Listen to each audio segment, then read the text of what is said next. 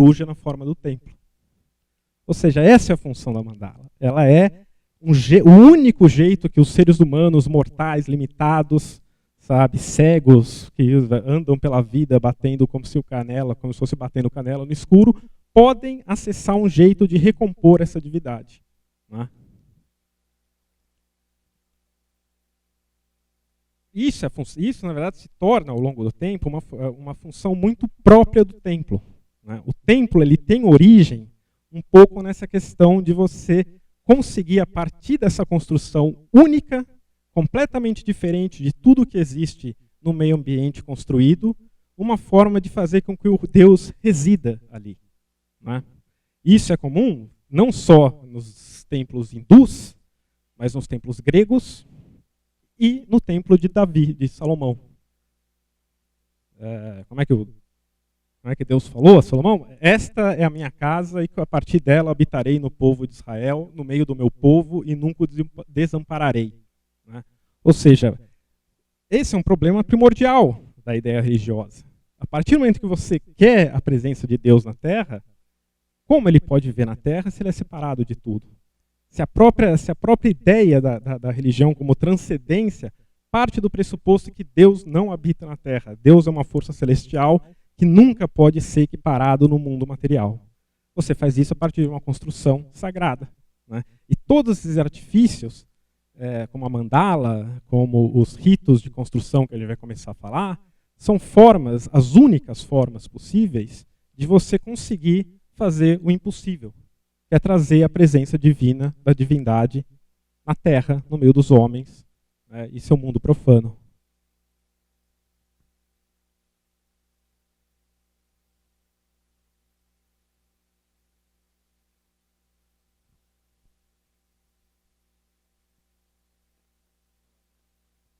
Isso é uma coisa interessante quando a gente começa a pensar um pouco nessa questão da divindade. A gente não consegue falar, eu vou falar isso mais na frente, mostrar como que se adorava os deuses antes.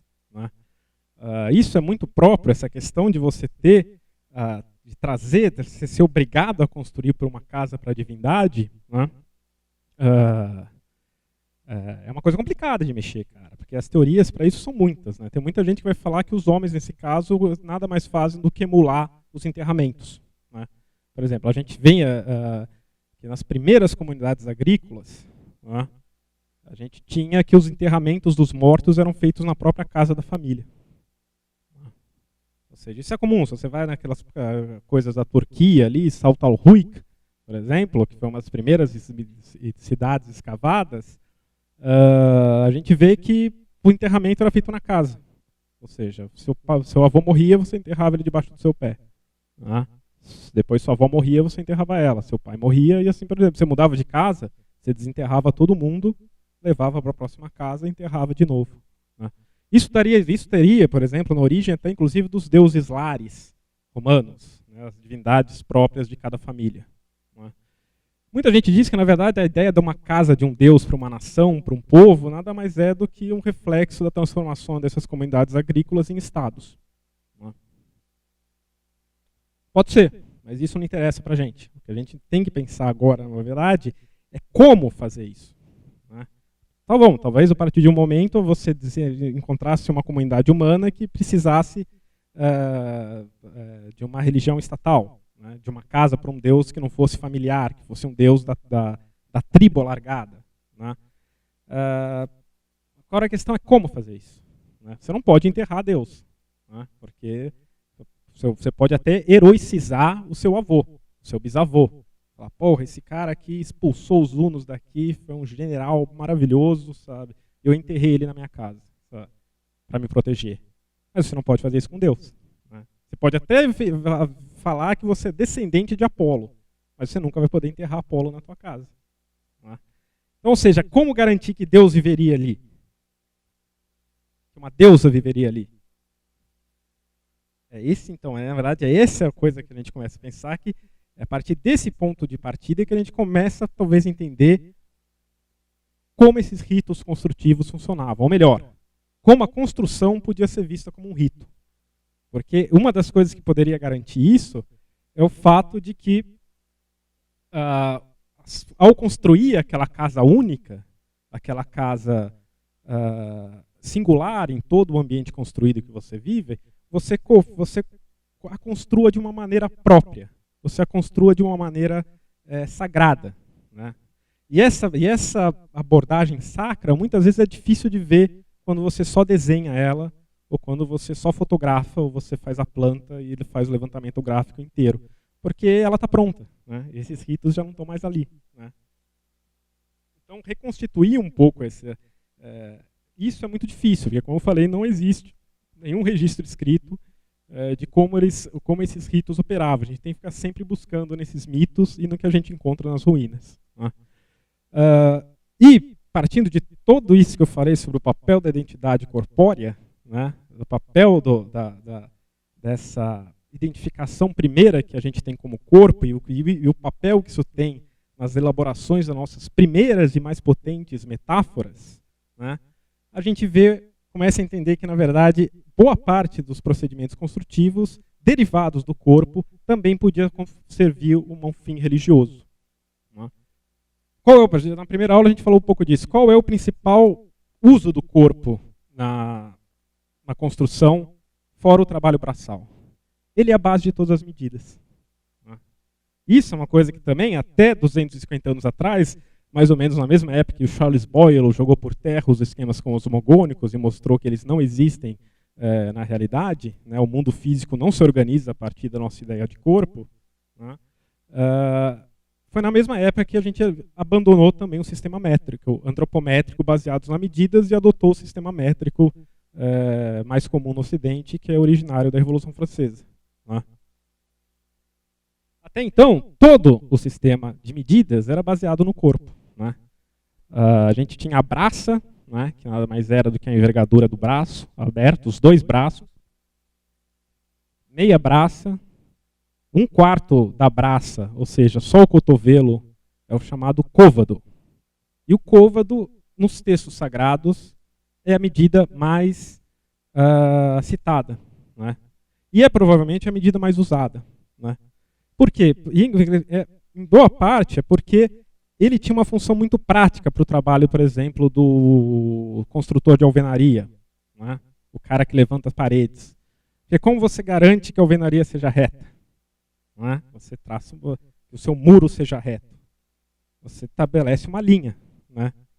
E quando você vai medir com essa linha, você segura a ponta da linha aqui e vai estendendo ela, né, pelo muro ou pelo chão que você quer marcar. Como você vai estendendo ela, você vai contando ela pela própria posição do seu braço, que é o côvado, seu braço estendido, né?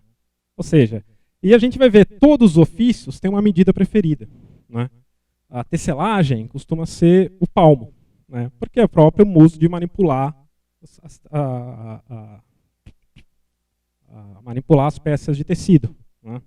Os militares adoram o passo, porque eles marcham, né? Então, as grandes distâncias, jardas, as milhas, né, elas são todas derivadas do caminhar, porque é o que o militar faz quando ele não está matando os outros, ele caminha e marcha, né? Então, você vê que no caso da construção, o côvado realmente, se a gente está pensando numa construção de pedra, é a melhor, porque é quando você vai estendendo a sua linha e vai citando, né? Nos entalhes, né, quando a gente vai entalhar, aí o côvado deixa de ter um pouco de uso, né? Por exemplo, uma arquitetura de madeira, como foi a nossa, né, o palmo é muito mais importante. Porque você já vê, se você for ver, a gente falou um pouco isso também na primeira aula. Se a gente fez o passeio aqui pelo museu, a gente foi lá nos museus, vocês podem ver que todas essas peças de madeira, dos umbrais, da coisa, tudo, a maior parte, a padrão é o palmo, 22 centímetros. Porque é mais ou menos as peças de madeira são mais ou menos, as principais, são mais ou menos dessa largura, né? No caso, quando a gente está falando de uma arquitetura monumental, que sempre se baseou da pedra, né, o côvado, por essa questão da alvenaria, é a mais usada, né? E a gente também está falando e uma coisa interessante de pensar que isso mostra um pouco como esse rito construtivo podia dar margens, como a construção podia dar margens para um rito construtivo, para uma liturgia da construção, não era nada incomum que algumas cidades estabelecem um côvado real. No Egito era muito comum. Né? De época em época se estabelecia o côvado real. O côvado real é o côvado do faraó. Muitas vezes era baseado na medida do faraó. Sabe? Ou seja, o faraó subia ao reino. Então nós vamos ter um novo côvado. É exatamente o tamanho do braço do faraó? E se o faraó tivesse tido paralisia infantil? Não é igual. Do mesmo modo que um palmo é 22 centímetros, mas o meu palmo é 21. Não tem problema, é sempre uma aproximação, é uma estandartização de uma medida que vai variar de corpo para corpo. Vocês não podem imaginar que o artesão construiu com o seu próprio corpo. Vai falar, se o cara é manco, então a casa vai sair torta. Né? Se o cara tem uma mãozona grande aí, então, a casa vai ser desproporcional. Não tem nada a ver com o cara não usava o próprio corpo, assim, não é uma coisa personalística, é metafórica, é uma metáfora. Então você aproxima um valor comum. Né? Então o faraó ele podia ter os seus problemas de proporção, que não seria problema, pegaria, sei lá, não se sabe, aí a gente pode especular, mas a partir daquele reinado teria uma medida própria. Do mesmo modo que o Japão, por exemplo. O Japão vai trocar de imperador hoje. Né? Ele tem um nome, uma era diferente. Né? Recebeu uma era lá, que é um nome de uma era que eu não lembro o nome. Era a mesma coisa. Entendeu? Essa era uma coisa parecida. Aí você tinha um côvado real. Então quer dizer que, se cada faraó novo que subisse, eu ia ter que reconstruir a minha casa de novo, né? Todas as casas, não. Porque como é a medida do faraó, você não vai, e o faraó é Deus na terra, você não vai usar ela a não ser para a construção de templos. Né? Então o côvado, que na verdade, como ele não variava muito entre 40 e 50 centímetros, 44, 55 centímetros, que é mais ou menos isso daqui, o côvado real egípcio podia chegar a 70. Né? Ou seja, aí fala, esse faraó era grande pra caramba. Não é, mas é uma coisa que é 70 por quê? Porque é um múltiplo de 7. Né? E o 7 tem uma função ali numerológica, blá blá blá blá blá blá blá blá blá. De novo, a gente blá blá blá blá blá blá, por quê? Porque isso dá margem para as teorias esotéricas mais descabidas e completamente sem evidência, porque aí o nosso registro não permite a gente fazer qualquer outra coisa que especular por que era assim. Né? Então a gente tem que fazer isso, mas também a gente tem que ter a cabeça aberta para essas teorias novas, mas a cabeça não pode ser tão aberta ao ponto do cérebro cair. Né? Então, isso é a maior coisa. Quando você começa a falar nisso, já entra o pessoal da geometria sagrada, que aqueles caras, se pudessem, passavam um compasso em tudo que existe para ver se tinha algum significado oculto do demiurgo supremo. Né? Não é assim. Por quê? Porque é sempre metafórico. Né? Não é exato. Não existe essa correspondência. É sempre uma metáfora. Se você esquece que isso é uma metáfora, você sai aí traçando linha pelo chão, querendo rebater fachada, querendo traçar círculo em tudo que existe. Né? Ou seja, você está sendo mais realista do que o rei. Né? Você está aplicando uma metodologia científica a uma coisa que é metafórica. Né? Então, eu estou falando para caramba, esqueci de referenciar a imagem. Né? Ou seja, a gente vê que esses relevos meteorológicos existiam. Ou seja, a partir do momento... Isso é uma coisa interessante de se ver, é que cada cidade tinha a sua. Né? Por isso existe alguma verdade nessa ideia de que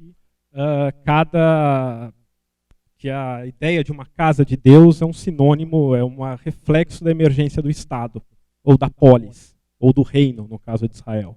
Que é quando os deuses familiares precisam dar lugar a um Deus que seja comum a todos. Não é? Isso se faz ver que na mesma época que surgem esses templos, começam a surgir esses relevos meteorológicos. Ou seja, nada mais é do que uma figura esculpida que vai ter a medida da braça em Atenas. Ou seja, se você vai construir, você precisa de dúvida para saber qual é a braça que é usada, você vai lá na praça, olha esse relevo, você tem a braça, você tem o pé ateniense, e a gente pressupõe que nessa parte que está faltando teria o palmo. Né? O palmo, nessa época clássica, não é o nosso palmo de mão aberta, é o palmo com a mão fechada assim, é a altura do palmo.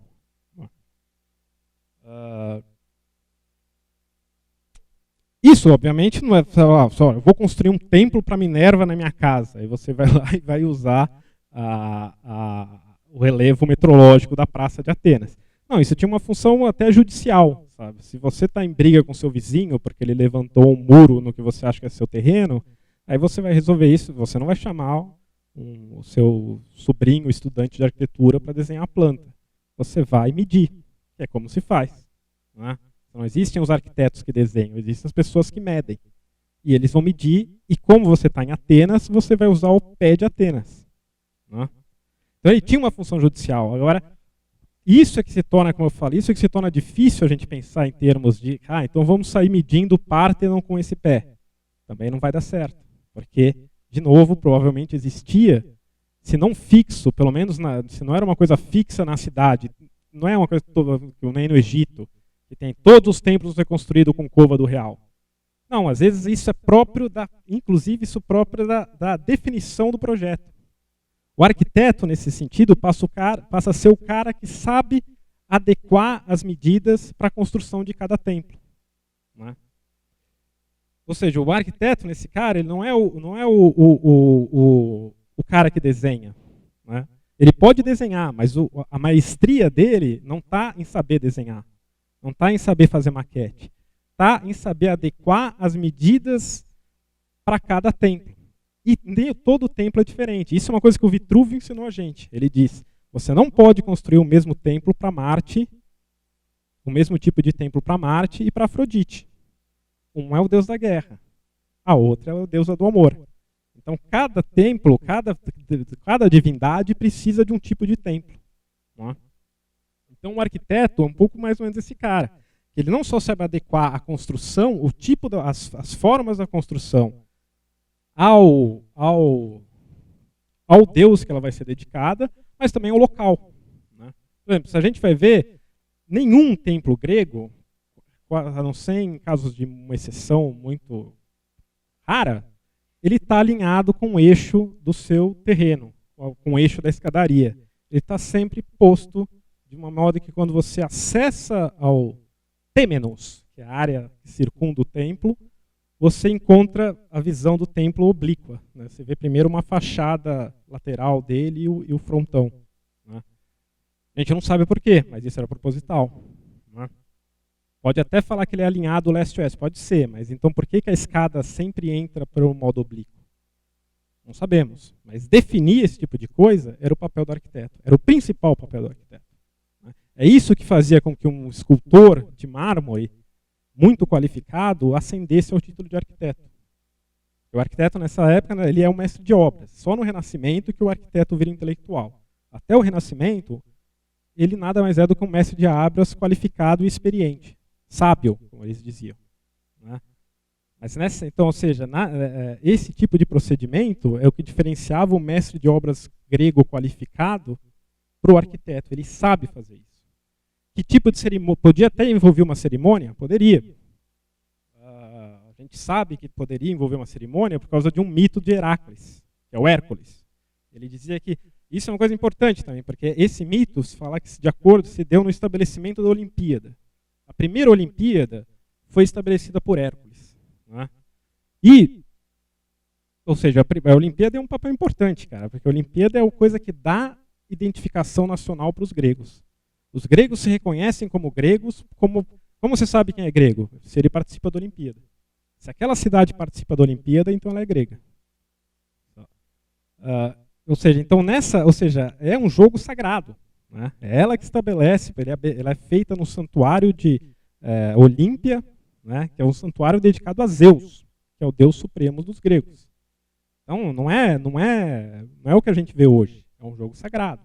E ele diz quem é e quem não é grego. E se você vive de escravizar os outros povos, como os gregos faziam, você precisa saber quem é grego. E saber quem é grego, definir quem é grego, é a função principal desses jogos. E o ginásio olímpico, ele era, de acordo com o mito, ele foi feito a partir dos passos de Hércules. Hércules foi o herói instituidor da primeira Olimpíada, e ele contou 100 passos para estabelecer o ginásio. Né? Ou seja, então você vê que E qual que é o paralelo que a gente faz com o templo? Porque os maiores templos, os templos mais, sabe, os templos mais portentosos da antiguidade, era o que a gente chamava de hecatompedo. Hecatompedo. Acertar o acento tônico do grego é uma coisa complicada. Hecatômpedo. Hecatômpedo, né? Ou seja, ele é um templo de 100 passos. Né? Então você fala, de novo, mas é o passo da cidade que ele está construído. Né? Então um templo hecatômpedo na Atenas não vai ter a mesma medida que um templo hecatômpedo em Éfeso. Né?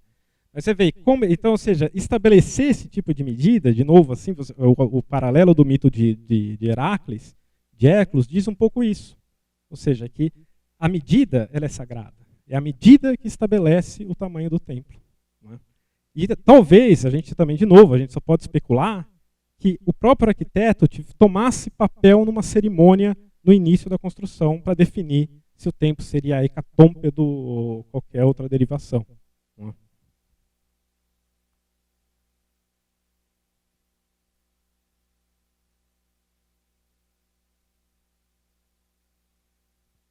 Medidas também são todas as grandes empreitadas construtivas da Bíblia fazem um papel da medida. A medida exerce um papel fundamental. A primeira vez que uma grande tarefa construtiva é mencionada na Bíblia é na Arca de Noé. Né?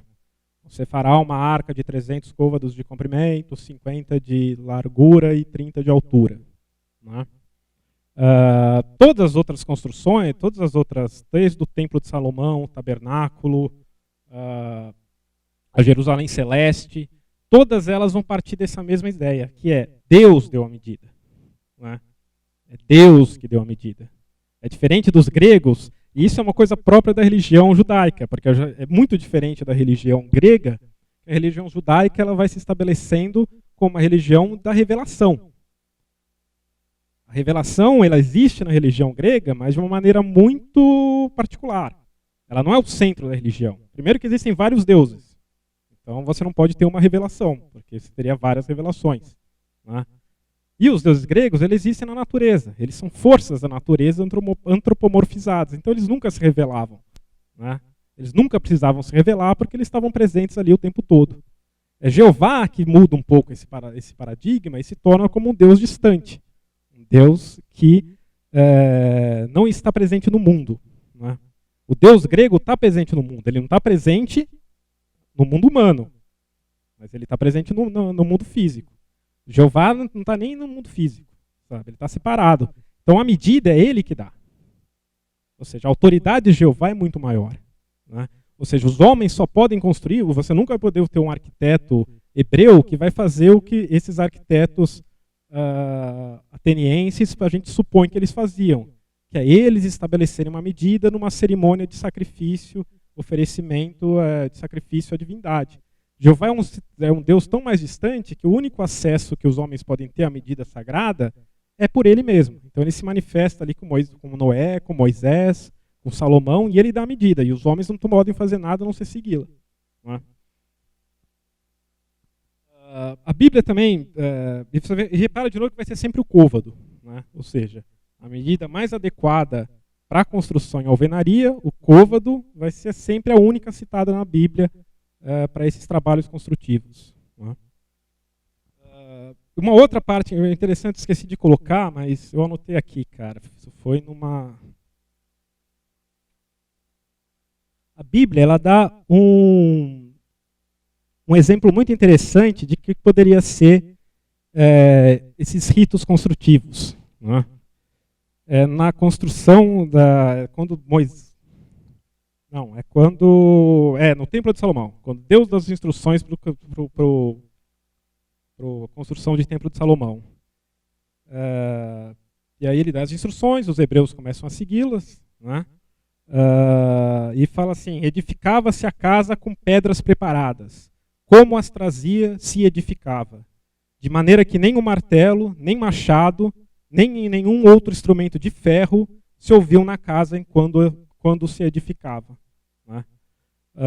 A gente sabe que nessa época do Templo de Salomão, né, presumida, que foi construído mais ou menos por volta do ano 1000 ou 900 antes de Cristo, né, a gente já está em plena idade do ferro. Já existiam ferramentas de ferro. Né? Ao contrário das primeiras pirâmides, que essas ferramentas não existiam, e se existiam eram pouco eficazes, então todas as primeiras pirâmides que passaram a ser construídas com blocos aparelhados de pedra, eles eram aparelhados usando pedras mais duras. Você batia o calcário, a boa parte dessas pedras das pirâmides são calcário ou arenitos, e você batia nelas até deixá-las quadradas com outras pedras. Não tinha instrumento de ferro. Nessa época já tinha. Mas o fato de Deus prescrever que ela tem que ser construída sem instrumento de ferro mostra o caráter sacro dessa construção. Nessa época, os israelenses já usavam ferro para construir suas casas, construir seus navios, quando eles tinham acesso ao mar. Né? Agora, depois, se eles já construíam com ferro, a casa de Deus, por ser o seu caráter sacro, ela não poderia. Sabe? Então, de novo, você vê o fato de você se abster da ferramenta de ferro mostra um pouco o caráter religioso que a construção assumia. Né? Ou seja, ela é uma construção separada de tudo. Ela é sacra justamente porque ela tem que ser separada de tudo, inclusive no seu modo de construir. Né? É interessante também a gente pensar na ideia do o papel do construtor também. Né? Isso a Bíblia diz muito. Né? Ele fala o homem que construiu o templo de Salomão foi o Hiram de Tiro, né? Que é um fenício. E tanto que a Bíblia faz questão de inventar que ele tinha uma mãe em Dan, porque como é que um não hebreu, né, vai construir o templo de Salomão? Né? Mas a verdade é que os fenícios eram os grandes mestres da construção naquela época. Né? Na verdade, grande parte, inclusive, das técnicas que os gregos aprenderam com os fenícios. Né? É interessante ver também na ideia como a figura do construtor, como um cara definido que isso é o maior, na verdade, esse é o maior elogio que a Bíblia faz ao construtor. Ele é senhor das engenhosas invenções. Ele é capaz de engenhosas invenções. Né? E ele aparece sacralizado na ideia da Jerusalém celestial. Ou seja, ele é um cara que é um anjo quase, a gente não consegue entender muito bem o que ele é, mas que ele fosse um anjo, que a gente sabe que ele é um construtor, ele sabe que ele é um cara estranho, porque ele é feito de cobre, ele parece cobre. E ele apresenta a Jerusalém celestial para Ezequiel, segurando uma corda de linho e o quê? E uma cana de medir. Né?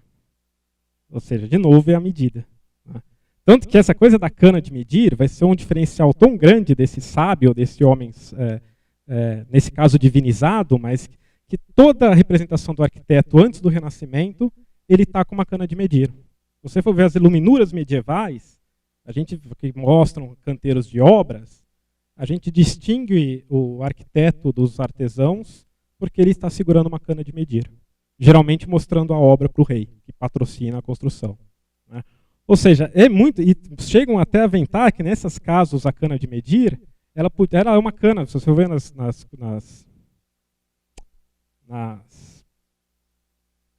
iluminuras medievais, ela não tem mais do que 1 metro, ela tem as medidas básicas e ele vai desdobrando. Na verdade, como o cara tem que. A perícia do arquiteto está em saber lidar com os pequenos ajustes, com os detalhes, então essa cana é muito mais para pequenas medidas do que para grandes.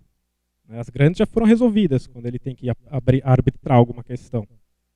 Agora, a gente vê até nas relevos antigos que as canas eram maiores. Né? E tem muita gente que especula que essa cana podia ser, inclusive, servir como cetro desse cara que oficializa, né, que preside a cerimônia construtiva. Né? E a gente tem realmente alguns indícios de uma cana grega que podia ter o equivalente a 3 metros de altura. Egípcia também. Né? Ou seja, ela era usada nessas primeiras demarcações do templo. Né? E poderia ser que servisse como também, não só como fim prático, como um fim ritual. Né? Turma, que oração aí? Vou fazer um intervalo.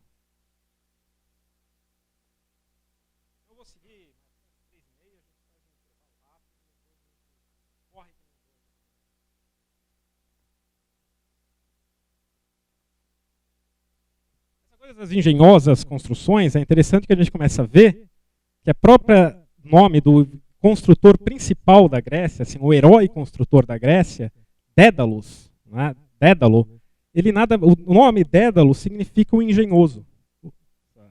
Tanto que muitas vezes o nome, essa palavra Dédalo, ela dá origem a outras palavras, adjetivos. Você podia falar, essa é uma obra dedálica. Né? Isso assim, em grego se diz isso. Pô, isso é coisa tão bom que é dedálico. Sabe? Ou seja, ele é nada mais do que um cara que é a figura do construtor divinizado. Né? E de novo a gente fala aqui, eu já falei dessa questão do Hércules como instituidor da medida sagrada. Né? E uma coisa que é interessante, só para mostrar como no mito grego, a gente conhece o mito do Dédalo principalmente pelo papel do seu filho, né? Que é o Ícaro. O Ícaro é aquele cara que aprendeu a voar com o pai, quis voar mais alto, se aproximou muito do sol e as suas penas derreteram, ele caiu e morreu. Né? Essa versão do mito chegou a gente pelos romanos. Né? E os romanos louvavam o Ícaro. Né? Porque Ícaro foi o cara que ascendeu, que tentou se algolar, que tentou alcançar o sol. Né? No mito grego, o Ícaro é meio que desprezado. Sabe? Na verdade, a história do Ícaro só é contada para dizer como o Dédalo ficou triste pela perda do filho. Mas um outro mito grego diz que, na verdade, nem existiam asas. Na verdade, no mito grego original, eles estavam remando um navio que o Dédalo construiu. Né? Construiu um para ele e um para o Ícaro. Em vez de fugir voando da ilha de Minos, eles fugiram pelo navio. Só que o Ícaro quis mostrar que ele era um bom remador, que ele conseguia remar perto dos rochedos, bateu e morreu. Né? Os romanos inventaram não só a questão da asa, como a questão de glorificar o Ícaro por essa sua tentativa.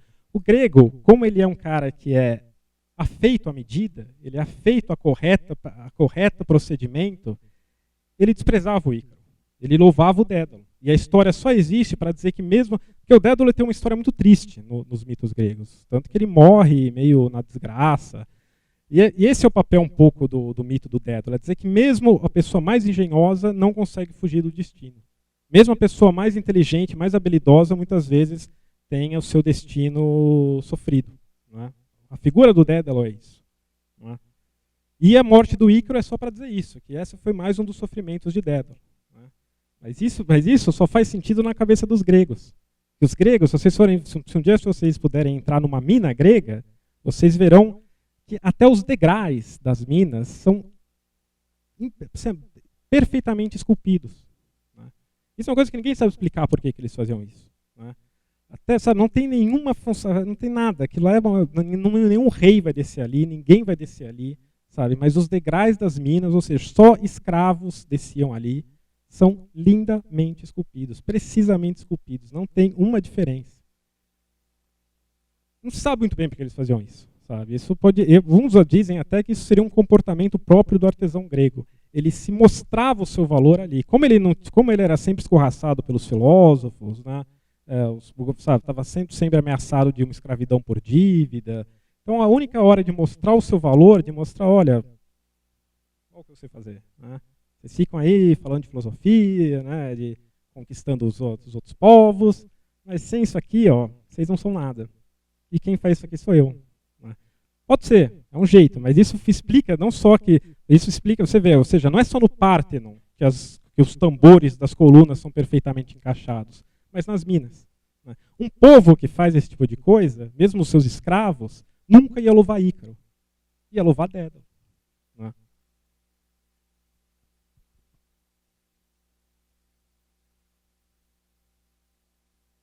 Vamos dar esse intervalo aí de uns 10 minutos, aí a gente entra já para o fim. Beleza? Bom, eu acho que para a gente começar agora, a gente dá para explicitar bem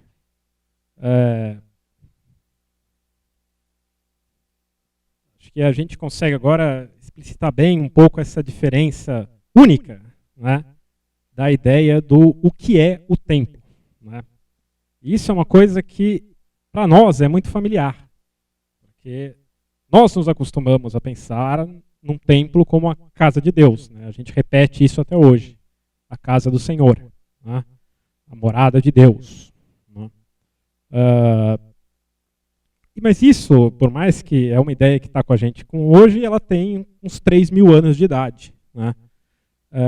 Antes disso, nas poucas, principalmente no Mediterrâneo, né, e no Oriente Médio, isso foi uma novidade quando surgiu. A ideia de que o templo é uma casa. Né? É uma casa para uma divindade, mas é uma casa. Né? No caso da Mesopotâmia, por exemplo, na Grécia minoica, que a gente chama, que é onde existiu o Palácio de Knossos, né? Quando a gente fala na Babilônia, na Mesopotâmia, a gente está ali falando dos primórdios da civilização, né? Que estão de 3.500 anos antes de Cristo. Né? Nessa época, a gente tem os primeiros que a gente chama de templos babilônicos, os templos mesopotâmicos.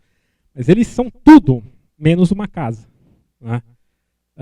O templo, na verdade, quando a gente fala das primeiras cidades, a gente está falando ou de aldeias, como Jericó, que as escavações remeteram a 8.000 anos atrás, né? Que a gente está falando de aldeias de agricultores, e a gente vê esse único tipo de estabelecimento durante 5.000 anos, né? E aí por volta de 3.500 anos a gente surge esse templo mesopotâmico, né? Que ele é uma construção que a gente mais ou menos que a gente consegue identificar pelos chamados zigurats, né? Que restaram hoje no Iraque. Né? Mas esses zigurats, eles realmente existe um templo, é um lugar de adoração, mas o Deus não mora lá. Né?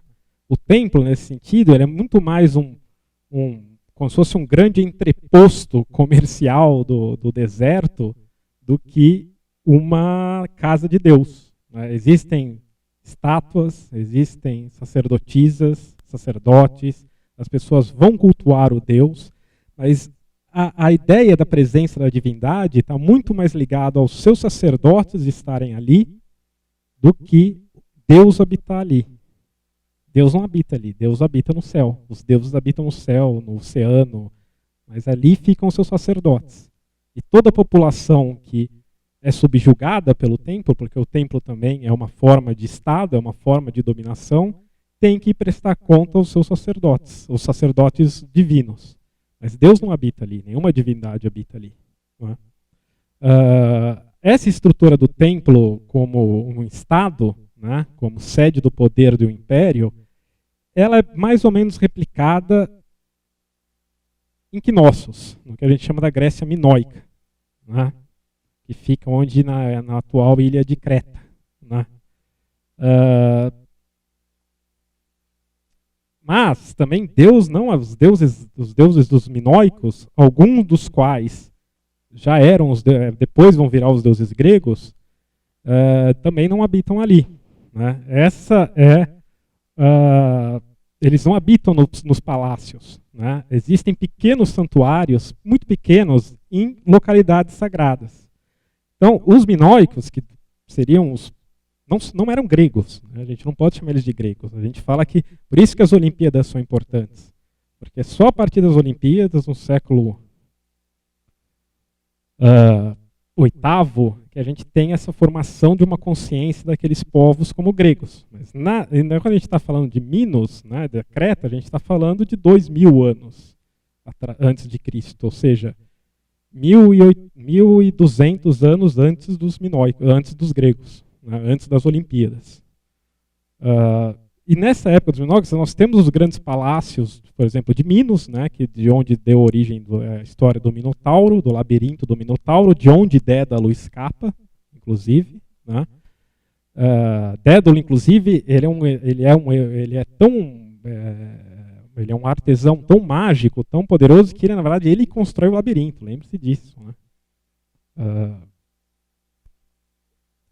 E de novo, para retomar mais ou menos, você vê que, desculpa o retorno, né, looping infinito, mas o labirinto também nada mais é do que o percurso mítico, em termos míticos, o labirinto também não deixa de ser o labirinto de Creta, é também uma representação espacial da viagem ao Hades. Por isso que quem você entra lá nunca sai. O único que sai é Teseu, que é tipo um Hércules ateniense. Né? E Dédalus era um construtor tão capaz, tão hábil, tão sábio, que ele é o cara que consegue traçar na terra o percurso aos mortos, a terra dos mortos. Né? Então, esses palácios, né, muita gente vê que essa ideia do Minotauro, do palácio, do labirinto do Minotauro, é uma invenção grega que já não sabia direito o que eram aquelas ruínas portentosas que existiam em Creta. Eles herdaram aquele território, mas eles mesmos não sabiam o que significavam aquelas ruínas. Então, muita gente diz que, na verdade, ela se torna um cenário dessa viagem aos mortos, porque os gregos já não tinham mais muita lembrança do que eram esses palácios. E esses palácios tinham áreas de culto, muitas delas importantes, porque essas áreas, de novo, quando os gregos resolvem construir os seus primeiros templos, na época que eles estabelecem as Olimpíadas, eles vão partir da área central desses palácios, que eles chamam de Megaron. Não é? Megaron. Ou seja, eles também não interpretam mais aquilo, eles não sabem qual era muito mais aquela função daquele Megaron, que na verdade era a sala real, e eles fazem desse Megaron a base para o seu templo. Mas, de novo, os deuses minoicos não habitavam ali. O Megaron é a sala do rei. É a sala que o rei oferece seu sacrifício para os deuses concederem proteção a ele. Mas os deuses não habitam ali. Né? Os deuses minoicos habitam nesse tipo de templo na montanha. Ou, se não é na montanha, é numa fonte ou numa caverna. Né? Na montanha, geralmente, eram deuses dedicados a deuses astrais, né, mais perto do céu. Tanto que isso é muitas vezes interpretado como uma ideia do equivalente minoico a Zeus, né, esse templo na montanha. E a referência à cabra, na verdade, que as cabras não eram colocadas aí, mas as cabras eram criadas soltas e cabras sobem tudo. Né? Então esses templos eram pequenos templos e como as cabras, o habitat de pastoreio das cabras são as montanhas, elas usavam esses templos como abrigo. Né? Ficavam ali pendurados no telhado e tudo mais. Né? E no próprio mito de Zeus diz que depois que Zeus foi escondido do pai, né, porque o pai iria devorá-lo, assim que ele nasceu, ele foi escondido do pai e levado para Creta, onde ele foi amamentado, como ele era um bebê, ele foi amamentado por uma cabra. Né? E essa é a origem do mito da cabra amalteia, que, de acordo com alguns, estaria na origem da constelação de Capricórnio. Né? Agora, os deuses dos quitônicos, né, a gente fala que quitônicos são os deuses infernais, eles seriam adorados nessas fendas e cavernas. Os deuses da fertilidade em árvores sagradas. Né? Por exemplo, a gente sabe que o loureiro era uma árvore dedicada a Apolo e ela deve ter sido... Alguns loureiros foram com certeza atribuídos como sagrados. A oliveira era uma árvore atribuída a Atena e também alguns pés delas devem ter também sido vistos como sagrados. Né? As fontes, né? Os deuses, as divindades, as ninfas, as coisas eram, ou então promontórios na beira do mar, eram dedicados às divindades aquáticas. Então, você vê, não existia o templo como a casa de Deus. Você erguia um altar onde Deus se manifestava. Né? Seja uma fonte, seja uma montanha, seja uma ravina. Né? O que começa a acontecer depois que a civilização minoica desaparece e os gregos começam a construir suas primeiras cidades, é que aí sim a gente vê surgir a representação de um templo como um lugar onde Deus pode morar. Né? Esses primeiros santuários, eles eram mais ou menos assim, essa primeira vista. E o que definia ele não é tanto esse pequeno oratóriozinho. Né? O que definia ele é o cercado, né? Que eles chamavam de temenos. Né? O temenos, como ele cerca o território, ou seja, você separa aquele território do uso comum. Ele não pode ser usado como pastoreio, ele não pode ser usado como agricultura. Ele é cercado de toda atividade mundana, e é por isso que ele é sagrado. Muitas vezes, quase sempre, na verdade, existe uma árvore sagrada, ou uma pedra sagrada, ou uma fonte que é onde Deus se manifesta. Né? Só que a diferença desse santuário para esse é que existe uma casa. Né? Aí, pela primeira vez, aparece uma casa. Né? E é uma casa de verdade, porque a gente consegue ver que esses primeiros templos, por essas maquetes, isso aqui são modelinhos pequenos, mais ou menos de não mais de 30 centímetros de altura, que eram depositados nos altares dos templos. Né? Eles remetem a uma forma arcaica, ou seja, eles remetem às primeiras dessas casas, desses primeiros temenos. Né? Estou falando temenos, mas na verdade é temenos que se fala. E você vê que ela nada mais é do que uma... Isso aqui, essa planta dela, é a planta do Megaron minoico. Que existiu o quê? Essas colunas, que muitas vezes também eram colocadas aqui no meio, né, era nada mais é do que uma representação da sala da lareira do rei. Né? Porque a gente está aqui, a evolução correta desses templos, serão que primeiro eles não teriam esse telhado de colmo. Né? Eles teriam um telhado plano. E esse telhado plano existia porque ele poderia, nesse telhado plano, como as técnicas construtivas não eram muito desenvolvidas, você poderia colocar uma abertura para o fogo sair. Né? Então a sala da lareira do rei minoico, como os próprios gregos depois da época da Olimpíada não vão saber interpretar aquilo como uma sala real, mas vão saber que aquilo é significativo, quando eles vão fazer a sua sala do rei, a sua sala da sua casa da divindade, eles se inspiram nesse Megaron minoico. Né? Ou seja, então de uma sala de um altar real, onde você estabelece, o rei coloca o seu sacrifício, vira a casa onde o deus da Grécia, os deuses da Grécia podem habitar. Né? Depois, esse telhado plano é substituído por um telhado de 2 águas de colmo, porque colmo era a única matéria que poderia suportar, né, poderia ser feito telhado, porque é uma matéria leve. De novo, os gregos nessa época eles não têm o domínio da alvenaria de pedra, né, eles constroem, isso aqui é feito de terra, barro e palha. Né, e você vê que aí, inclusive, começa a ter uma abertura aqui no frontão para a fumaça do altar sacrificial começar a poder sair. Né. Mas, ou seja, muitas vezes também, isso é interessante de ver, e é isso que muitos arqueólogos e etnólogos vão dizer, que o próprio Megaron arcaico, na verdade, ele é uma representação de uma casa mais antiga. Uma daquelas casas que, de acordo com essas primeiras aldeias neolíticas, as pessoas enterravam seus mortos. Né? Então, ou seja, existe nessa coisa quase uma permanência de milenar da figura da casa. Né? E é por isso que talvez seja até por isso que os gregos adotavam, até porque boa parte das suas populações ainda morassem em casas parecidas. A gente não sabe porque não restou nenhuma. Né?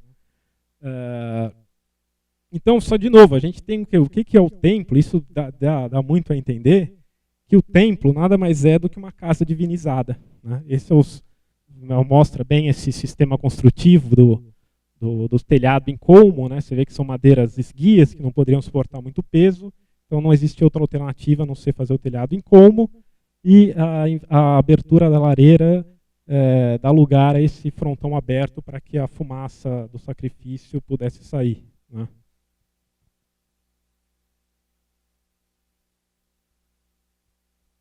Esses pequenos templos, né, dão origem depois, nos mesmos sítios, a esses templos maiores. Né? E você já pode ver que já existe aqui existem as paredes do templo, né? E eles já são circundados por uma paliçada que prolonga o telhado, que vai dar origem depois à própria colunata dos templos gregos. Né? Curiosamente, aqui, essa é uma coisa muito interessante, porque essas 2 marcações aqui são lápides que foram encontradas em enterramentos. Né? Numa delas foi encontrada 4 cavalos que foram sacrificados em honra aos 2 mortos que estavam nessa menora. Né? Então nós podemos que a gente não sabe o que eles são. Seriam reis divinizados, né? Para o qual esse santuário foi construído? Ou seria que esse santuário foi construído e quando os reis morreram eles foram enterrados ali? Não se sabe, mas isso mostra muito bem que existe essa ligação permanente entre o enterramento na casa, né? Pelo menos o enterramento, não é todo mundo que morria era enterrado na sua casa, morria quem você queria que fosse enterrado, que se tornasse parte da casa, né? Não era qualquer um, né? Era honra reservada aos maiores familiares, né? E, no caso, como a gente já está falando de uma proto-cidade nessa época, as pessoas que a cidade queria lembrar, né? Mas isso mostra bem que chegou a existir nessa época, século IX, século VIII a.C., num período que é chamado de Idade das Trevas gregas, essa associação muito grande entre casa, templo e funeral, né?